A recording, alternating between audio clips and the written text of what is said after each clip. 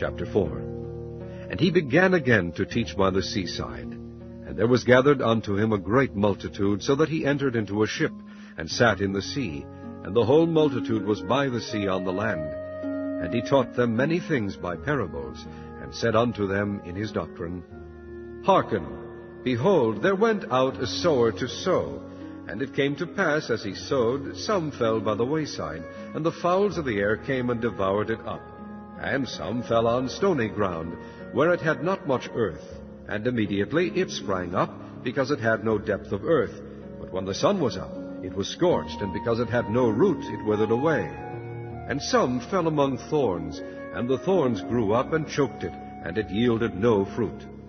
And other fell on good ground, and did yield fruit, that sprang up and increased, and brought forth some 30, and some 60, and some 100.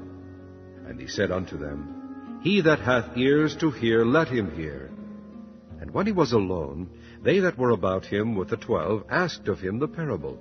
And he said unto them, Unto you it is given to know the mystery of the kingdom of God, but unto them that are without all these things are done in parables, that seeing they may see and not perceive, and hearing they may hear and not understand, lest at any time they should be converted, and their sins should be forgiven them. And he said unto them, Know ye not this parable? And how then will ye know all parables? The sower soweth the word. And these are they by the wayside, where the word is sown. But when they have heard, Satan cometh immediately, and taketh away the word that was sown in their hearts.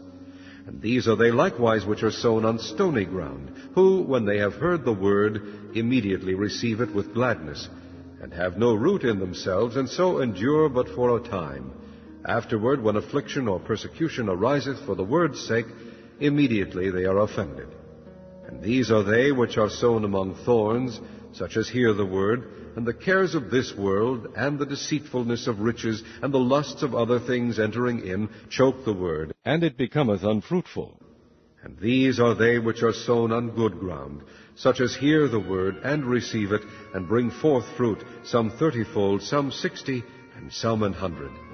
And he said unto them, Is a candle brought to be put under a bushel, or under a bed, and not be set on a candlestick? For there is nothing hid which shall not be manifested, neither was anything kept secret, but that it should come abroad. If any man have ears to hear, let him hear. And he said unto them, Take heed what ye hear, with what measure ye mete, it shall be measured to you. And unto you that hear shall more be given, for he that hath, to him shall be given, and he that hath not, from him shall be taken even that which he hath. And he said, So is the kingdom of God, as if a man should cast seed into the ground, and should sleep, and rise night and day, and the seed should spring and grow up, he knoweth not how. For the earth bringeth forth fruit of herself, first the blade, then the ear, after that the full corn in the ear. But when the fruit is brought forth, immediately he putteth in the sickle, because the harvest is come. And he said, Whereunto shall we liken the kingdom of God? Or with what comparison shall we compare it?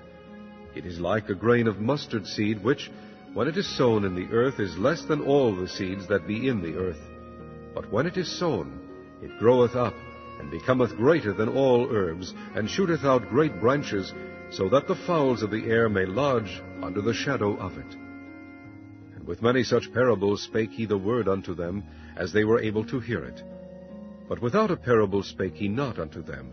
And when they were alone, he expounded all things to his disciples. And the same day, when the even was come, he saith unto them, Let us pass over unto the other side. And when they had sent away the multitude, they took him, even as he was, in the ship. And there were also with him other little ships.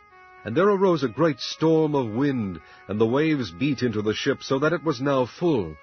And he was in the hinder part of the ship, asleep on a pillow. And they awake him, and say unto him, Master, carest thou not that we perish? And he arose, and rebuked the wind, and said unto the sea, Peace, be still. And the wind ceased, and there was a great calm. And he said unto them, Why are ye so fearful? How is it that ye have no faith? And they feared exceedingly, and said to one another, What manner of man is this, that even the wind and the sea obey him?